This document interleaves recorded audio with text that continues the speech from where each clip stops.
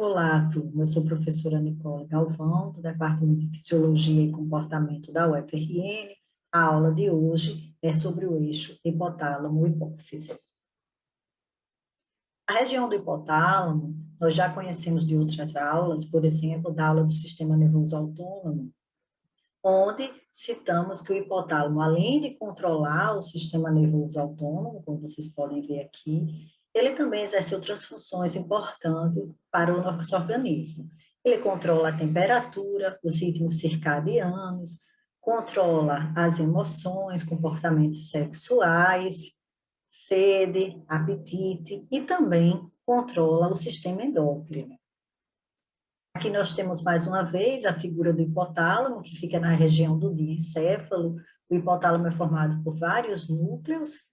Dois núcleos são importantes para o controle endócrino, chamados núcleo paraventricular, como vocês podem observar aqui, e o núcleo supraóptico. O núcleo paraventricular e o supraóptico se liga aqui à principal glândula do corpo, também conhecida como glândula mestra, pituitária ou hipófise. Aqui nós temos uma visão histológica da relação do hipotálamo com a hipófise. Essa relação é diferente de acordo com a região da glândula hipófise ou pituitária, é a mesma glândula, só que possui denominações diferentes. Então, vejam aqui que os neurônios do hipotálamo, alguns enviam axônios para a região posterior da hipófise, conhecida também como neurohipófise ou hipófise posterior. Já na região anterior da hipófise, ou também conhecida como adenohipófise, ou pituitária anterior, os neurônios, eles não se comunicam, os neurônios hipotalâmicos, eles não se comunicam diretamente. Então, vejam que esses neurônios hipotalâmicos, eles se comunicam com o sistema sanguíneo, conhecido como sistema porta. Nesse sistema porta são liberados hormônios produzidos pelo hipotálamo, que chegam, então, até a região anterior da hipófise. Então, a primeira coisa que nós temos que saber sobre o eixo hipotálamo-hipófise é justamente essa relação, que ela é diferente de acordo com a região da glândula. Vamos compreender melhor essa relação entre o hipotálamo e as diferentes regiões da hipófise ou pituitária nesse novo slide. Então, vejam que aqui nós temos neurônios hipotalâmicos produzindo hormônios, que também podem ser chamados de fatores. Esses hormônios, todos eles são hidrossolúveis, ou seja, eles podem ser sintetizados e armazenados dentro do neurônio. Quando existe um estímulo adequado, então eles vão ser secretados imediatamente no sistema sanguíneo porta. E aí vão ser transportados livres, eles não precisam de proteínas de transporte. Então, eles vão até a região anterior da hipófise, ou adenohipófise, ou pituitária anterior. Então, chegando lá na região anterior da glândula, esses fatores hipotalâmicos podem estimular ou inibir a produção de um novo hormônio. Então, nós temos o primeiro hormônio sendo produzido no hipotálamo, secretado no sistema porta, transportado até a região anterior da pituitária, onde irá estimular ou inibir a produção do segundo hormônio. A relação do hipotálamo com a neurohipófise, ou hipófise posterior, ou pituitária posterior, é diferente. Dizemos que essa relação é neural, enquanto a relação com a adenohipófise é humoral. Humoral porque utiliza o sangue como meio de transporte. Aqui nessa relação neural, vejam que células neurais do hipotálamo enviam axônios para a região posterior da glândula. Então, os hormônios, eles são produzidos no corpo celular desses neurônios, transportados pelo axônio e secretados na neurohipófise. Veja aqui, nós temos a secreção de dois hormônios, a ocitocina e o hormônio antidiurético, que nós vamos estudar a seguir. Então, é importante, turma, que vocês percebam que a região posterior da hipófise, também conhecida como neurohipófise, ela não produz hormônios. Os hormônios estão sendo produzidos no hipotálamo, transportado pelo axônio e secretado na hipófise posterior. A hipófise posterior, mais uma vez, não produz hormônios, apenas secreta os hormônios produzidos no hipotálamo. diferente da pituitária ou adenohipófise, pituitária anterior ou adenohipófise, que produz hormônios. Então, vejam, repetindo aqui mais uma vez, é importante que essa relação fique bem clara, os neurônios do hipotálamo produzem hormônios ou fatores, são sinônimos, que são secretados no sistema porta, transportados e vão estimular ou inibir também a produção de hormônios pela pituitária anterior. Então, a glândula pituitária anterior produz hormônios. A glândula pituitária posterior secreta hormônios. Voltando um pouco aqui para essa ilustração do hipotálamo, vemos aqui que existe um núcleo, conhecido como núcleo supraquiasmático. Esse núcleo é o relógio biológico do corpo. Ele é que vai influenciar os relógios biológicos periféricos, que vai dar ciclicidade a diversas funções fisiológicas e comportamentos. Então, aqui nós temos o núcleo supraquiasmático, e aqui nós temos um artigo mostrando a importância do núcleo supraquiasmático para o funcionamento dos núcleos endócrinos. Ou seja, esse núcleo aqui, ele modula o núcleo supraquiasmático, que é o relógio biológico, mestre do corpo, ele modula o funcionamento dos núcleos endócrinos, ou seja, do núcleo paraventricular e do núcleo supraórtico. Por isso que vários hormônios, eles têm liberação cíclica, né? Eles podem variar ao longo do dia, temos aqui ilustrando o GH, existe uma maior secreção de GH, que é o hormônio do crescimento, à noite. Aqui nós temos variação de prolactina, da testosterona, do hormônio tireoestimulante, vamos estudar todos esses hormônios. Temos aqui também a variação do cortisol, que nós já estudamos. Existe um pico do cortisol antes do despertar, que fornece prontidão energética para que o indivíduo, mesmo sem se alimentar, consiga realizar suas atividades, né, do início do dia. Então, pensamos no nosso antepassado, isso é uma resposta extremamente adaptativa, porque nossos antepassados não tinham disponível, né, na geladeira alimento para tomar café da manhã. Então, essa resposta do cortisol de elevar a glicemia ao despertar é muito importante. Temos aqui a melatonina, que é o hormônio que nós vamos estudar agora a seguir. Então, a melatonina ela é secretada durante a noite e ela é um dos fatores que induzem o sono. Vamos estudar agora um pouquinho sobre a melatonina. A melatonina ela é produzida na chamada glândula pineal.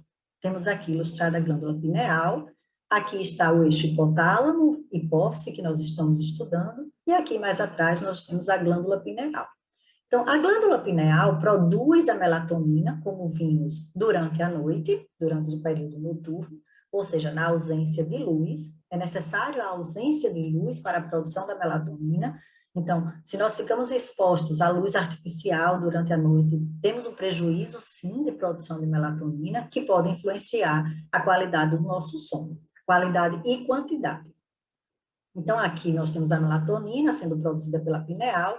Essa melatonina, ela é produzida na pineal, mas ela vai atuar no núcleo supraquiasmático, no hipotálamo, que é justamente esse núcleo que eu acabei de mostrar a vocês, que está aqui por trás do supraórtico. Então, aqui tem um núcleo por trás do supraórtico, que é o relógio biológico mestre. Então, a melatonina começa a atuar no núcleo supraquiasmático, no hipotálamo, e lá induz o sono. Aqui nós temos ilustrado um frasco, né, onde existe melatonina, que é muito utilizada para reposição hormonal, né, e indução do sono. Então, a melatonina, ela está sendo hoje vendida livremente em farmácias, né, e é de fácil aquisição, cada um pode comprar sem receita. Tem diversas dosagens de melatonina, variando de 3 a 10, e existe um problema que deve ser ressaltado, né, evidenciado, que é, se o indivíduo começa a tomar doses muito altas, ou seja, suprafisiológicas, o que é que pode acontecer? Ele deixa de responder a essa suplementação. Tem muita gente já fazendo suplementação com 10 miligramas, que é realmente uma dose muito alta, e aí o que é que o corpo vai fazer para se proteger? Nós vimos na aula passada que quando existe um excesso de mensageiro químico, E é também o que acontece quando existe um excesso de moléculas exógenas, drogas, por exemplo, o corpo reduz o número de receptores na célula para evitar uma hiperresponsividade do sistema.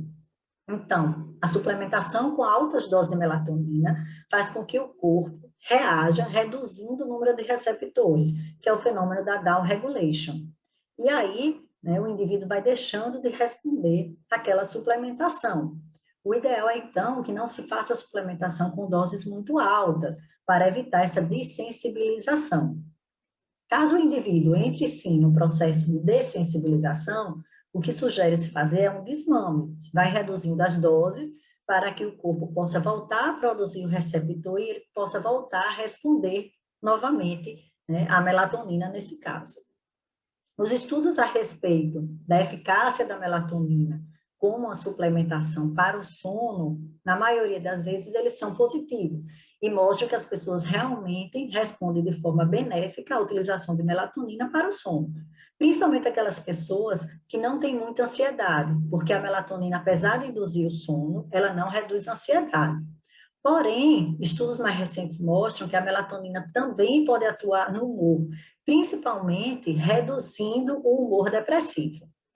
Além disso, estudos com modelos animais mostram que a melatonina pode estimular a neurogênese. A neurogênese é um processo, né? A neurogênese e neuroplasticidade são processos muito importantes para a manutenção, né, do bom estado e do bom funcionamento do cérebro. Vamos voltar agora para o eixo hipotálamo-hipófise. Vamos começar aqui a estudar a relação do hipotálamo com a neurohipófise. Lembrando que essa relação ela é uma relação neural. Enquanto a relação do hipotálamo com a adenohipófise é humoral, porque se dá via sistema porta, com a hipófise posterior ela é neural, porque o hipotálamo envia esses axônios, né, que serão, então, que transportarão os hormônios que serão secretados pela hipófise posterior. Que hormônios são esses? São dois hormônios. O hormônio antidiurético, cuja sigla é ADH, em inglês, ou vasopressina, é o mesmo hormônio. O segundo hormônio é a ocitocina. Nós vamos estudar melhor as ações da vasopressina, porque ela tem relação com o exercício físico. As ações da ocitocina nós vamos exemplificar rapidamente, porque esse hormônio tem menor relação com o exercício físico. Quando o hormônio antidiurético é secretado pela neurohipófise, ele vai ser transportado na circulação sistêmica. Quando ele está sendo transportado, ele vai se ligar a receptores tipo 1, como vocês podem ver aqui, que estão presentes no endotélio dos vasos sanguíneos. Quando esse hormônio se liga a esse receptor tipo 1, ele induz vasoconstrição, ou seja, a redução do diâmetro do vaso. Então, isso leva a um rápido aumento da pressão arterial, porque se o indivíduo mantém a eufolemia, que é o volume do sangue, mas reduz o diâmetro do vaso, a pressão aumenta, a pressão sanguínea aumenta. Então, repetindo, logo que o ADH é secretado pela neurohipófise, mais uma vez, ele não é produzido na neurohipófise, ele é produzido no hipotálamo, transportado pelos axônios e secretado na neurohipófise. Quando ele é secretado na neurohipófise, ele vai cair na circulação sistêmica. E aí, à medida que ele vai sendo transportado, ele já vai agindo, porque lá nos vasos, no endotélio dos vasos, existem receptores tipo 1, que aqui está ilustrado pelo V1, a ligação do ADH ao receptor V1 induz vasoconstrição, redução do diâmetro do vaso, que gera uma resposta rápida e aumento da pressão arterial. Em seguida, o ADH começa a chegar aos rins. Lá no rins, o ADH vai promover a reabsorção de água. Aquela água que seria excretada na urina, ela vai ser reabsorvida e enviada para o sangue. E aí, nessa situação, vai haver aumento do volume sanguíneo, aumento da volemia, que é outro mecanismo que leva ao aumento da pressão arterial. Então, em resumo, o ADH, ele leva ao aumento da pressão arterial por dois mecanismos, de vasoconstrição e pela reabsorção de água renal. Aqui nós temos uma célula renal, aqui nós temos a vasopressina ou ADH se ligando, mas aqui há receptores do tipo 2, A ligação do hormônio ao receptor tipo 2 no rins vai desencadear uma cascata intracelular que vai culminar na expressão de canais proteicos na membrana da célula. Esses canais proteicos se chamam aquaporina, e é através da aquaporina que vai haver reabsorção de água. Essa água aqui iria ser excretada na urina. Quando o ADH age, então, facilita a reabsorção de água, ou seja, removendo a água da urina e fazendo com que ela seja, então, transportada para o sangue. Nesse momento, vai haver, então, aumento da volemia. Vejam que esse aumento da volemia ocorre posteriormente à vasoconstrição. Dizemos que a ação da vasopressina ou ADH sobre o receptor V1 ela é uma ação rápida, porque à medida que o hormônio foi secretado e está sendo transportado, ele já vai agindo sobre aquele receptor, causando uma resposta rápida, que é a vasoconstrição. A resposta renal ela é mais lenta, então esse aumento da volemia ele ocorre um pouco depois de que a vasoconstrição, mas é uma resposta também importante para o aumento da pressão arterial. Então, a vasopressina, ela induz aumento da pressão arterial de maneira rápida, através da vasoconstrição, e por mecanismos mais lentos, né, por meio da reabsorção de água renal. Então, o que leva à secreção do ADH? Nós vimos quando o ADH é secretado que ele tem ação de vasoconstrição e de reabsorção de água renal. Mas o que leva à secreção desse hormônio? E nós temos aqui ilustrado 3 mecanismos que levam à secreção do ADH. Um mecanismo é relacionado à osmolaridade sanguínea, ou seja, a concentração do sangue. Quando a concentração do sangue aumenta, alguns mecanismos vão desencadear a liberação do ADH. Por quê? Porque quando o ADH reabsorve a água da urina e manda ela para o sangue, isso vai ajudar na diluição da concentração do sangue. Existem algumas moléculas que são muito importantes para determinar a osmolaridade, como o sódio e a glicose. Então, altos níveis de sódio e de glicose vai fazer com que a osmolaridade do sangue aumente, dispare, então, a resposta, onde o ADH será secretado, vai haver a reabsorção de água renal, e essa reabsorção de água vai fazer com que aumente a quantidade de água no sangue e dilua essa concentração, né, nesse caso, como a gente está ilustrando, na glicose e do sódio. Aqui nós temos, né, os receptores de osmolaridade que ficam no hipotálamo. Vejam, isso aqui é uma célula receptora, ela está no seu funcionamento basal. Veja que à medida que a concentração de sódio no sangue, ou seja, no meio extracelular, aumenta, essa célula tende a perder água. Quando ela perde água e reduz o volume, vocês vejam aqui, o volume do corpo celular está reduzido, então há um disparo elétrico para a liberação do ADH. Isso é uma resposta muito rápida. Pequenas variações de osmolaridade são percebidas rapidamente pelo hipotálamo. Então, o próprio hipotálamo, como tem ilustrado aqui, possui osmoceptores, que são receptores sensíveis à osmolaridade do meio extracelular, e aumento da osmolaridade, que é o aumento da concentração, né, por exemplo, do sangue, do meio extracelular, principalmente pelo sódio e pela glicose, vai fazer com que, né, essas células do hipotálamo sejam sensibilizadas e leve à liberação do ADH. Os mecanismos de queda de pressão arterial, eles são regulados por 2 vias, uma via mais rápida e outra mais lenta. A via mais rápida envolve a detecção da queda da pressão arterial por meio de receptores de estiramentos, que se chamam baroreceptores, que está presente nos vasos sanguíneos, principalmente na veia carótida e na aorta. Esses baroreceptores presentes nesses vasos detectam uma redução do diâmetro do vaso quando há queda de pressão. Então, havendo queda de pressão, esses vasos, eles murcham, reduzem o diâmetro, e isso é o estímulo para a liberação do ADH. Por quê? O ADH vai estimular o aumento da pressão arterial, seja pela vasoconstrição, seja pela reabsorção de água renal. Então, assim que há a queda da pressão arterial, os baroreceptores carótido e aórticos disparam porque eles percebem a redução do diâmetro do vaso e quando eles disparam, estimulam o hipotálamo para produzir o ADH e esse ADH é liberado pela neurohipófise. Isso é um mecanismo rápido também e bastante sensível.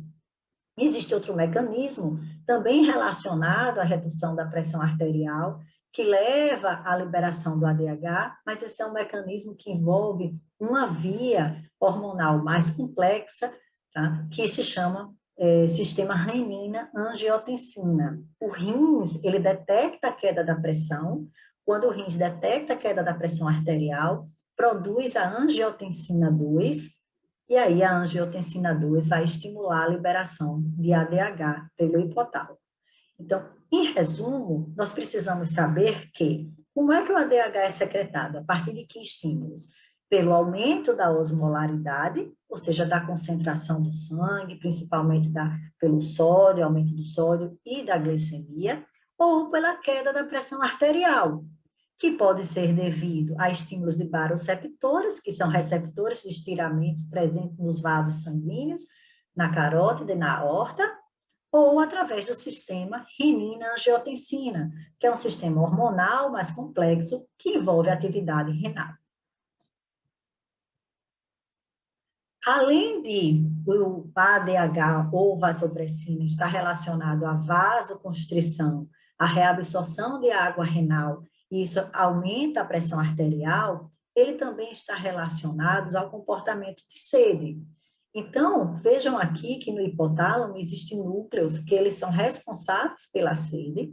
Quando a vasopressina ela é liberada como hormônio, ela também pode agir como neurotransmissor. E lá dentro do hipotálamo, as vias de neurotransmissão de vasopressina estimulam o comportamento de sede. Vimos na aula passada que alguns mensageiros químicos, eles podem ser hormônios ou podem ser neurotransmissores, depende de onde eles estão atuando. Então, a vasopressina, quando ela é secretada pela neurohipófise e cai na circulação sistêmica, ela é um hormônio endócrino. Quando ela está atuando como em vias de sinapse, né, nessas vias de neurotransmissões, aqui no hipotálamo, principalmente regulando o comportamento de sede, ela é um neurotransmissor. A sede é muito importante também nesse momento, porque a sede vai fazer com que o indivíduo, então, ingira a água, e a água vai ajudar também no restabelecimento da pressão arterial ou na redução da osmolaridade. Então, a ingestão de líquidos é muito importante, justamente para tentar reverter esse estado de desequilíbrio inicial, que foi o que levou à secreção do ADH. Então, enquanto o ADH ou vasopressina está agindo internamente, tentando ou reduzir a osmolaridade ou elevar a pressão arterial, o comportamento de ingestão de líquidos auxilia essas modificações fisiológicas para que o indivíduo possa restabelecer, então, a homeostase. Aqui nós temos uma figura que vai ajudar a melhor compreensão dessa secreção de ADH durante o exercício físico. Então, recapitulando, vejam, nós temos a transpiração, perca de água. Nesse momento, a perca de água eleva a osmolaridade do sangue, ou seja, deixa o sangue mais concentrado, porque o sangue, né, o líquido extracelular, de maneira geral, ele está perdendo água pela transpiração, isso faz com que ele fique mais concentrado, e aí aqueles receptores de osmolaridade que nós estudamos do hipotálamo, imediatamente já induz a secreção do ADH. O ADH vai sim induzir vasoconstrição, que é importante nesse momento da atividade física, que é importante que nós elevemos a pressão, e a gente sabe que já existem outros mecanismos elevando a pressão arterial, as catecolaminas, o sistema nervoso autônomo simpático, o próprio cortisol, e aí o ADH também vai ajudar, através de receptores V1, o aumento dessa pressão arterial. E logo em seguida, quando ele chega no rins, vai ajudar a reabsorção de água, que também contribui para o aumento da pressão arterial, mas que vai reduzir, então, a osmolaridade do sangue, vai fazer com que o sangue volte a ficar mais diluído. Além disso, estimula, a gente sabe que quando o ADH é secretado aqui como hormônio, pela hipófise posterior, vias de neurotransmissão dentro do próprio hipotálamo também são ativadas e o comportamento de sede é, então, estimulado para que o indivíduo busque a ingerir líquidos, que vai ajudar, então, nesse retorno do equilíbrio fisiológico. Dando continuidade ao estudo dos hormônios secretados pela neurohipófise, mais uma vez, venho lembrar vocês que esses hormônios são produzidos no hipotálamo, transportados pelos axônios e secretados na neurohipófise. Então, a neurohipófise não produz hormônio. O outro hormônio é a ocitocina, que nós vamos estudar. A ocitocina, ela não tem um papel muito importante no contexto do exercício físico. Então, eu vou introduzir brevemente as ações clássicas da ocitocina. Esse hormônio ele está envolvido na contração uterina durante o trabalho do parto, quando o bebê realiza uma maior tensão sobre o colo uterino, devido ao seu peso no final da gravidez. Essa tensão estimula o hipotálamo a produzir, a neurohipófise secreta a ocitocina. A ocitocina gera contração no músculo uterino, essa contração estimula a liberação da ocitocina, a ocitocina estimula a contração estimula a liberação da ocitocina. Ou seja, a ocitocina ela está no controle de feedback positivo. Esse estímulo termina quando o bebê nasce. Em seguida, essa ocitocina, já liberada durante o trabalho do parto, estimula a ejeção do leite. A ocitocina não participa da produção do leite, mas ela é importante para a ejeção do leite. E quanto mais o bebê surra o mamilo da mãe, maior a produção de ocitocina e ejeção do leite. Então, outro mecanismo de feedback positivo. Essas são as ações clássicas da ocitocina, mas hoje em dia a gente já conhece outras ações importantes da ocitocina. A ocitocina reduz a resposta ao estresse e ela pode ser liberada em função de laços sociais positivos, ou seja, pode ser o laço social provido por um amigo, né, por um parceiro, pelos filhos, também através da massagem. A massoterapia é importante para a liberação da ocitocina e redução, então, do estresse. Então, a ocitocina também é conhecida pela sua importante participação na formação dos laços entre os casais, ou seja, o hormônio da paixão, e também entre a mãe e o bebê. A ocitocina, então, ela aumenta, né, a gente já viu que ela aumenta durante o trabalho do parto, durante a amamentação, e esse aumento durante a amamentação faz com que a mãe e o filho, né, tenham uma maior integração e a mãe, então, realize um cuidado parental, né, mais eficientes. Mulheres que têm depressão pós-parto, uma das causas é a redução dos níveis de ocitocina.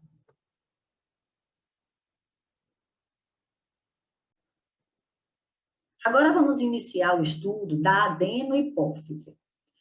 A adenohipófise, como a gente já ilustrou aqui no início dessa aula, ela se comunica com o hipotálamo através de uma via humoral.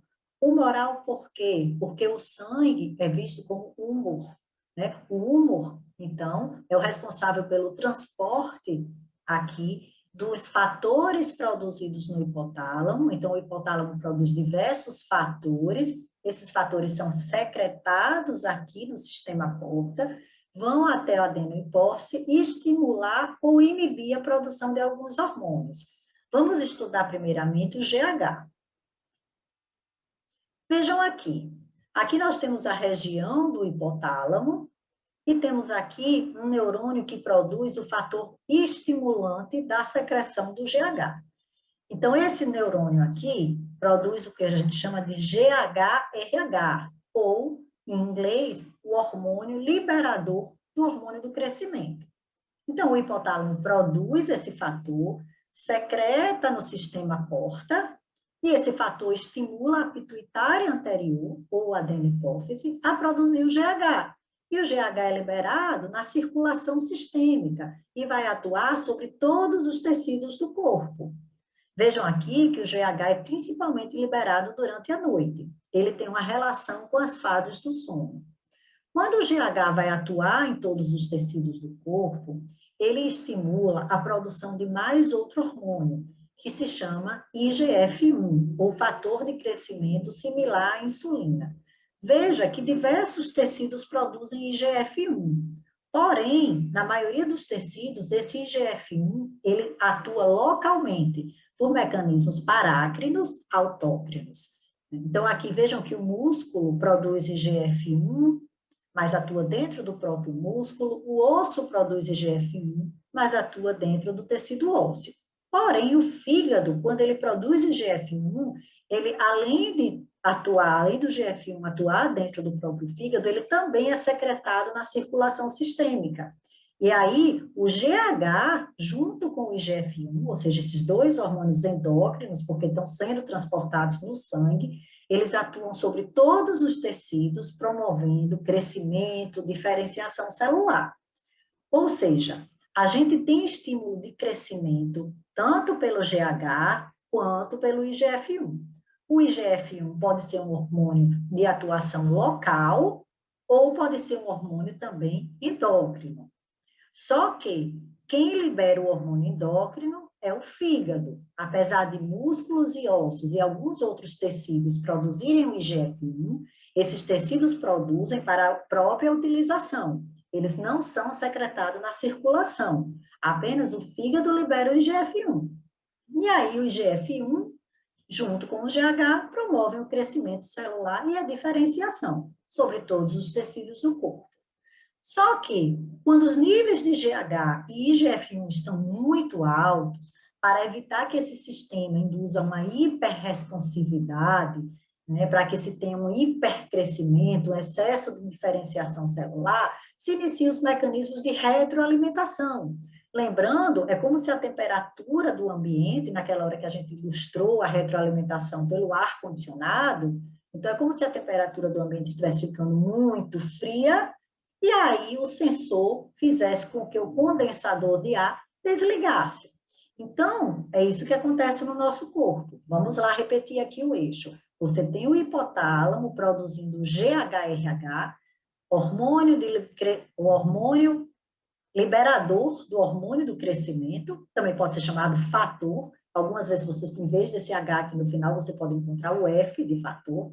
Então, esse hormônio, o fator, é secretado no sistema porta, que é aquele sistema de vasos curtinho que liga o hipotálamo à hipófise, vai até a pituitária anterior, estimula a produção do GH. O GH cai na circulação sistêmica, vai atuar sobre todos os tecidos do corpo, diretamente, ele pode diretamente estimular crescimento celular e diferenciação, mas ele também estimula a produção de mais um hormônio, o IGF-1. O IGF-1 ele pode ser um hormônio com ação local ou ação endócrina quando secretado pelo fígado. O IGF-1, na verdade, quando ele é secretado na circulação e atua sobre todos os tecidos, ele tem um poder até maior do que o GH para estimular crescimento e diferenciação. Então, a resposta do IGF-1 é muito importante, né, para que as células e os tecidos cresçam e se diferenciem. E aí, à medida que o GH e o IGF-1 se eleva no sangue, então se inicia os processos de feedback negativo. Vejam que o IGF-1 atua aqui sobre a pituitária anterior. Vejam que na ilustração parece que está atuando sobre a neurohipófise, mas, na verdade, o que se quer ilustrar é que inibe a produção do GH, então atua sobre a pituitária anterior, vejam aqui. Então, à medida que o IGF-1 eleva, a retroalimentação negativa acontece a nível de hipófise ou pituitária, inibindo a produção do GH.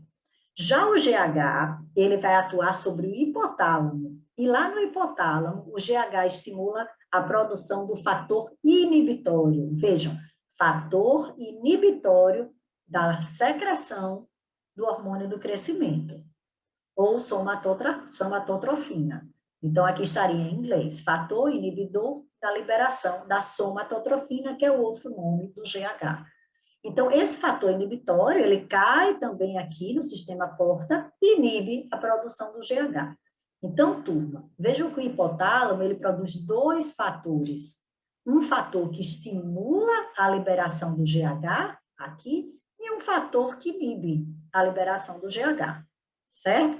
Esse fator inibitório, tanto tem natureza endócrina, pode cair aqui na circulação. Mas, professora, essa não é a circulação sistêmica. Isso é um hormônio endócrino? Sim. O hormônio endócrino é aquele que é transportado pelo sangue, independente de qual circulação ele esteja sendo transportado. Então, O fator inibitório tanto é um hormônio endócrino aqui, como pode ser um hormônio parácrino. Veja que ele atua aqui também diretamente no hipotálamo, né, nas células que produzem o fator estimulatório. Então, vamos lá, recapitulando, porque esse é um sistema de controle um pouco complexo, mas que é muito importante para vocês, porque, né, a gente vai ver que esse hormônio ele tem uma relação com o exercício físico. Então, aqui a gente tem iniciando, né, a liberação do fator que estimula a liberação do hormônio do crescimento, fator estimulante. O fator estimulante, ele cai aqui no sistema porta, é um hormônio endócrino, então atua aqui na pituitária anterior, estimula a produção do GH, principalmente à noite, o GH cai na circulação sistêmica, atua diretamente sobre todos os tecidos, promovendo crescimento, diferenciação e também a produção de um outro hormônio, que é o IGF-1. O IGF-1 ele pode ter ação local em alguns tecidos, mas o fígado produz IGF-1 endócrino. O IGF-1 endócrino, juntamente com o GH endócrino, atua sobre todos os tecidos, fazendo, né, o papel, né, de estimular crescimento, estimular diferenciação.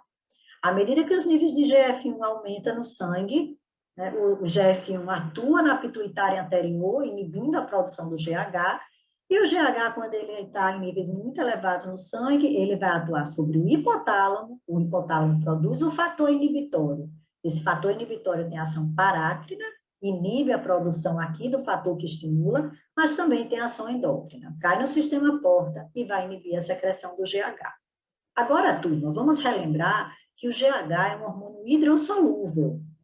Então, quando o GH é produzido aqui na pituitária anterior e cai na circulação sistêmica, ele não precisa de uma proteína de transporte para ser dissolvido no sangue. Mas vamos lembrar que, mais recentemente, os estudos mostraram que o GH tem uma proteína de transporte. Apesar dele não precisar dessa proteína para dissolvê-lo no sangue, ele tem essa proteína que é importante porque essa proteína faz com que haja uma segunda reserva de GH no corpo. A primeira reserva do GH é aqui na pituitária, porque ele é um hormônio hidrossolúvel, então ele pode ser armazenado em vesícula. Então, quando o fator estimulatório atua sobre a pituitária, já tem GH lá produzido e armazenado, só vai secretar esse GH. Lógico que também nesse momento se estimula a produção de mais GH para se estocar. Então, o segundo estoque, ele acontece justamente quando o GH no sangue se liga àquelas proteínas de transporte, que apesar de não ser necessário para dissolver a molécula do GH no sangue, né, é importante porque permite que haja uma segunda forma de se estocar GH no corpo. Lembrando que o hormônio ativo é aquele hormônio livre. O hormônio que está ligado à proteína de transporte, ele fica lá armazenado temporariamente no sangue, e quando ele se solta da proteína de transporte é que ele vai poder agir.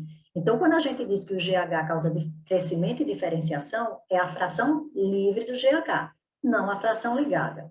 O IGF-1 também tem natureza hidrofílica, mas também apresenta uma proteína de transporte, com as mesmas características do GH. Vamos ver aqui alguns fatores que estimulam a secreção do GH e outros que inibem. Então, vejam que o que leva realmente à secreção do GH é o hormônio, né, que estimula a sua liberação produzido no hipotálamo, que foi esse que a gente ilustrou aqui.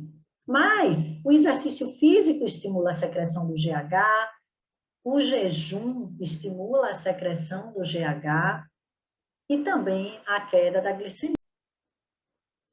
Por outro lado, o aumento da glicemia, o aumento de ácidos graxos livres no sangue, inibem a secreção do GH. O principal inibidor é o fator, né, inibitório, que também pode ser chamado de somatostatina, e aí, turma, não confundam somatostatina com somatotrofina. Somatotrofina é o outro nome do GH. Somatostatina é o fator inibitório produzido pelo hipotálamo. É esse aqui. Então, o fator inibitório, ou seja, a somatostatina, é o principal, realmente, agente que inibe a liberação do GH, mas, por exemplo, se o indivíduo fizer reposição de GH exógeno, né, como farmacoterapia, esse GH exógeno, ele vai inibir a produção do GH natural. Vejam que à medida que os níveis de GH aumentam, o GH estimula a liberação da somatostatina, do fator inibitório. Se o indivíduo estiver fazendo reposição de GH exógeno, vai acontecer a mesma coisa. Esse GH exógeno vai atuar aqui, inibindo a liberação do GH natural. E esse fenômeno ocorre em todos os outros eixos endócrinos, que são controlados por feedback negativo.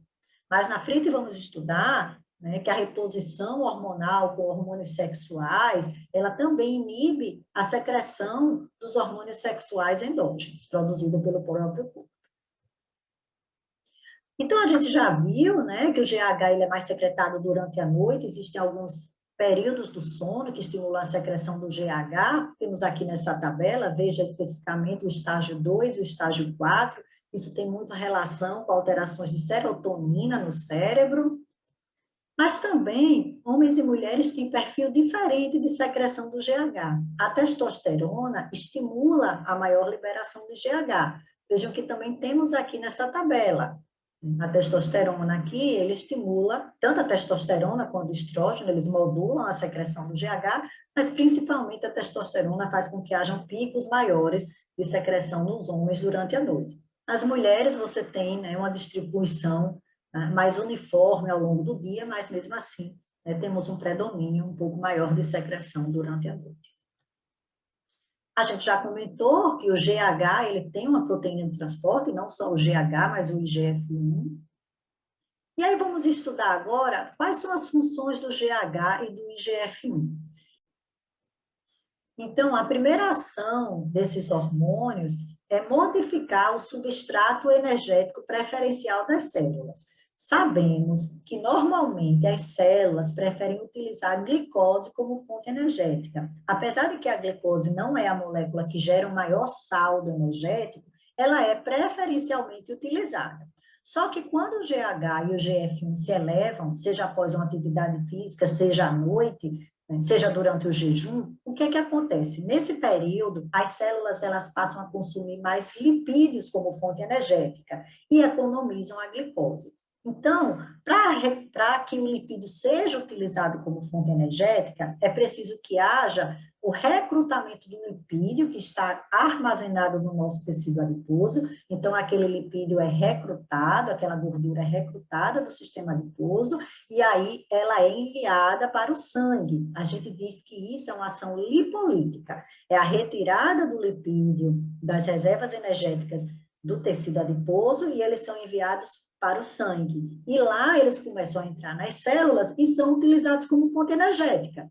Nesse momento, então, existe uma economia de glicose. A glicose que está no sangue, ela deixa de ser captada nas células, deixa de ser captada e utilizada. Consequentemente, começa a existir um aumento da glicemia.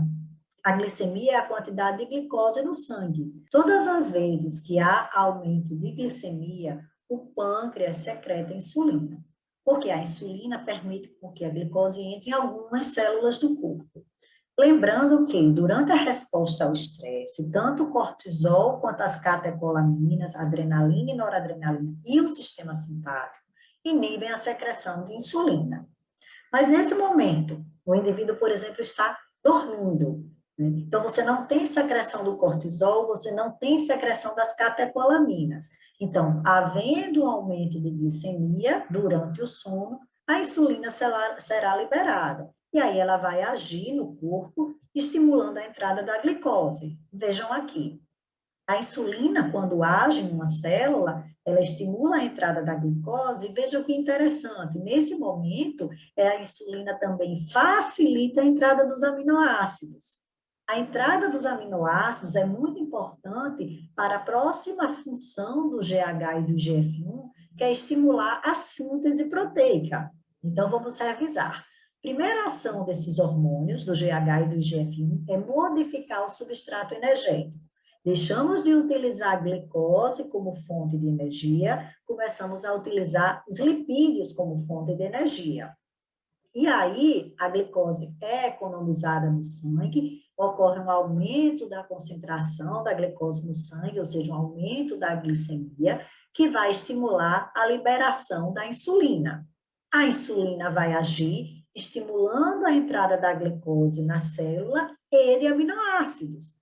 Quando essa glicose entra na célula, ela não vai ser utilizada como fonte energética, ela vai ser poupada. Nós poupamos glicose formando glicogênio.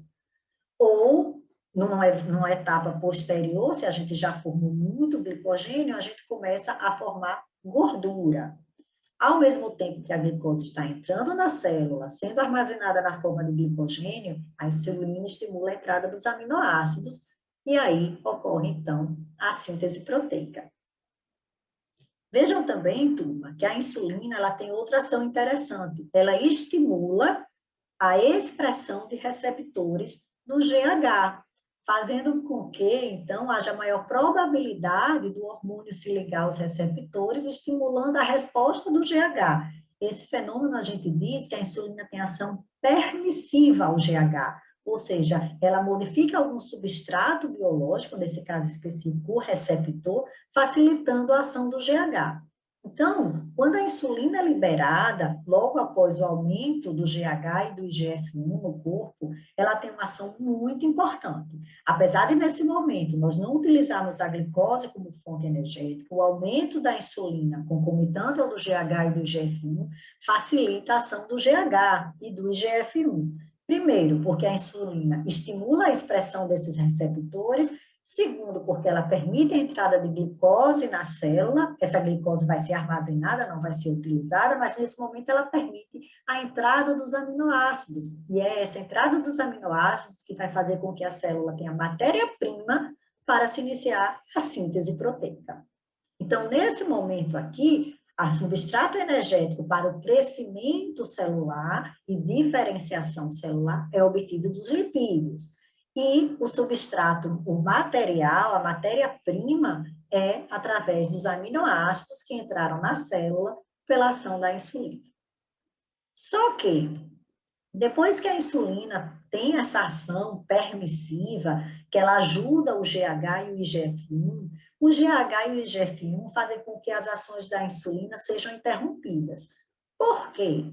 Porque o GH e o IGF-1, eles querem que a fonte energética seja os lipídios. As células têm que utilizar os lipídios como fonte energética.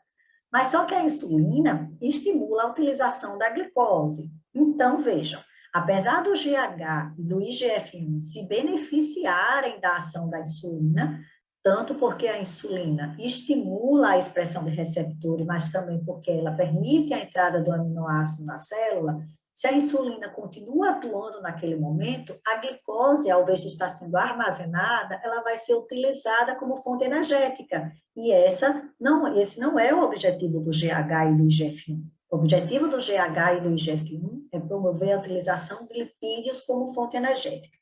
Então, logo após que a insulina começa a agir, o GH e o IGF-1 já se beneficiou desses efeitos iniciais da insulina, porque já houve a entrada do aminoácido da célula, já houve a expressão de receptores.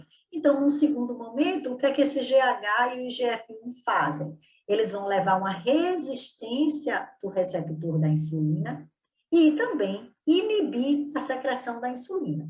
Então, veja, aqui é uma célula beta do pâncreas. Quando o IGF-1 começa a aumentar no sangue, ele inibe a liberação da insulina. Além de inibir a liberação da insulina, tanto o IGF-1 quanto o GH induzem resistência no receptor da insulina. Ou seja, mesmo havendo insulina ainda lá circulando no sangue, quando a insulina se liga ao seu receptor, ela não consegue promover as suas funções. Isso é o que a gente chama de resistência, nós já conversamos sobre esse fenômeno. Essa resistência aqui, ela é uma resistência temporária, ela é uma resistência fisiológica. Ela só vai acontecer enquanto o GH estiver sendo secretado. Então, ela não é maléfica, ela não é prejudicial ao organismo. Ao contrário, ela é importante porque é através desse mecanismo de resistência e de inibição da secreção da insulina que o GH e o IGF-1 vão continuar exercendo as suas funções. Existem algumas resistências que elas são maléficas. Então, a resistência da insulina crônica, que é o que acontece na diabetes mellitus tipo 2, é uma patologia. Mas precisamos diferenciar quando a resistência ela é aguda, ela é benéfica, ela faz parte do mecanismo fisiológico, e quando a resistência é crônica e patológica. Então, vamos relacionar agora o GH ao exercício físico. Então, observa-se que existe um aumento agudo de GH após sessões de atividade física, principalmente aqueles exercícios em que há liberação de ácido lático. Então, esse aumento ocorre entre 60 e 90 minutos, né, após o exercício físico. Depois disso, os níveis de GH começam a cair. Apesar dos níveis de GH serem reduzidos ao longo do tempo, as ações promovidas por esse hormônio duram por mais tempo. Então, ele começa a induzir ações que podem durar dias, apesar dele cair no sangue. A concentração do sangue cai, mas os efeitos eles são mais duradouros. As pessoas que treinam com mais frequência, muitas vezes esse pico de GH após o treinamento, ele não é tão alto quanto pessoas que são menos treinadas. Porém, o treinamento físico rotineiro faz com que o GH basal, ou seja, aqueles níveis que você tem circulando no sangue, eles fiquem um pouco mais elevados, o que também é muito interessante. Apesar de que a liberação aguda após o exercício, ela não seja tão alta, ou seja, não haja, né, um pico tão grande, os níveis basais eles vão crescendo ao longo do tempo. A gente já discutiu isso na primeira aula, que a gente falou um pouco, né, sobre as vantagens do exercício físico, mesmo sendo ele um agente estressor. A gente explicou que o exercício físico contínuo, ele tende a fazer com que alguns sistemas fisiológicos, eles mudem a taxa basal de funcionamento. Por exemplo, a gente explicou que a atividade cardiovascular ela pode diminuir, a glicemia ela pode alterar ao longo do tempo, e aqui é uma ilustração que o GH ele pode aumentar ao longo do tempo. O GH basal, aquele livre de estímulos do exercício físico. E isso é importante. Vocês podem estar se perguntando, e esse GH liberado durante o exercício físico, esse pico, né, logo em seguida após a atividade física, tem a mesma função do GH liberado durante o sono? Sim, esse GH, quando é secretado lá durante o exercício físico, ele vai estimular a produção do IGF-1, os dois juntos vão mudar o substrato energético, a gente recruta mais lipídios, utiliza o lipídio como fonte energética, economiza a glicose, libera a insulina vai favorecer a entrada dos aminoácidos nas células, e aí, após isso, o GH e o IGF-1 levam à redução da secreção da insulina, leva à resistência no seu receptor, uma resistência temporária, logo em seguida isso vai passar, e aí, então, eles começam a estimular a síntese proteica. Essa síntese proteica, junto com outros mensageiros químicos que também vão atuar lá, são importantes para a reconstrução das fibras musculares, que são quebradas durante o exercício físico. E a utilização do GH como anabolizante?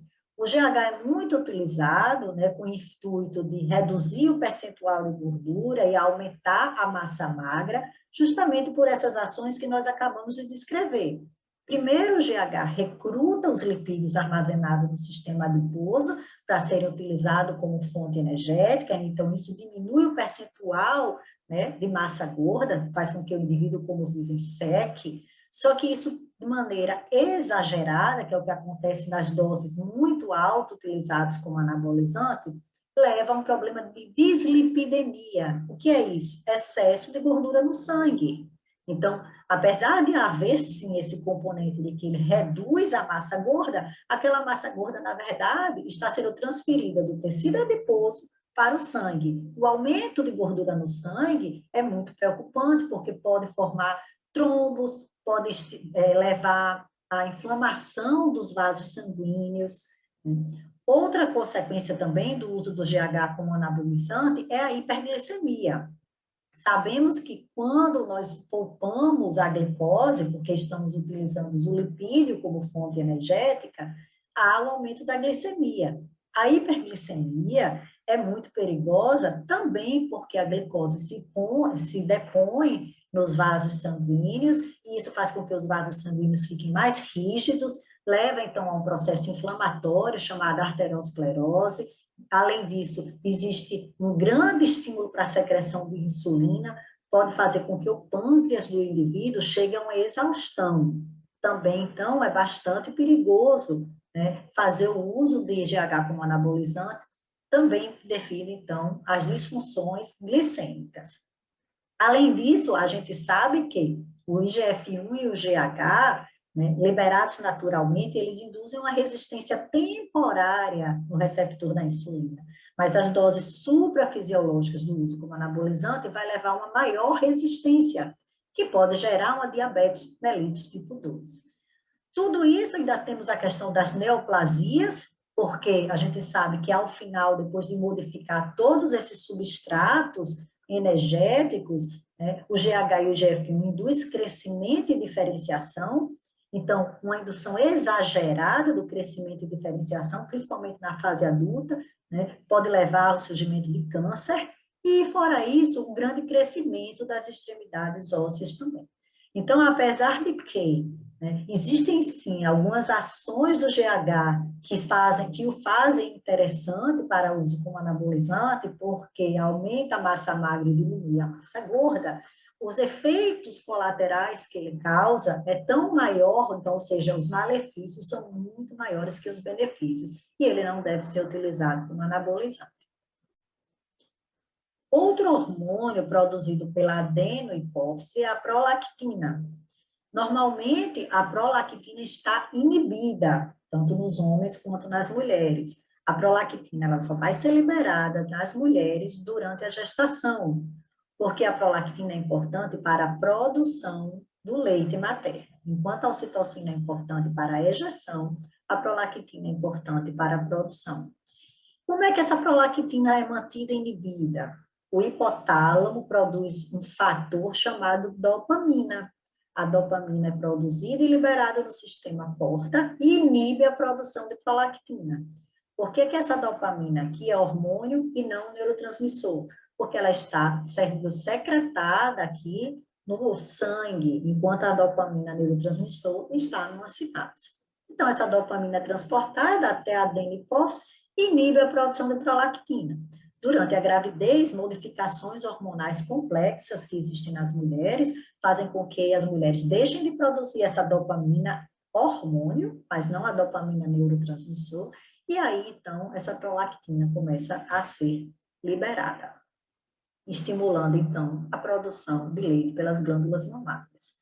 Então, chegamos ao final de mais uma aula, espero que vocês tenham compreendido a relação entre o eixo hipotálamo e hipófise. Lembre-se que a relação com a neurohipófise ela é diferente da adenihipófise. A adenihipófise existe uma ligação humoral, o humor é o sangue, enquanto a neurohipófise, como já diz o nome, é uma ligação neural. A adenihipófise produz hormônio, a neurohipófise secreta hormônio. Existem algumas questões que já estão disponíveis no SIGA-A, vocês devem procurar respondê-las, porque vai auxiliar vocês nesse processo de aprendizagem. Espero que vocês tenham gostado da aula. Um abraço, a gente se encontra na próxima aula.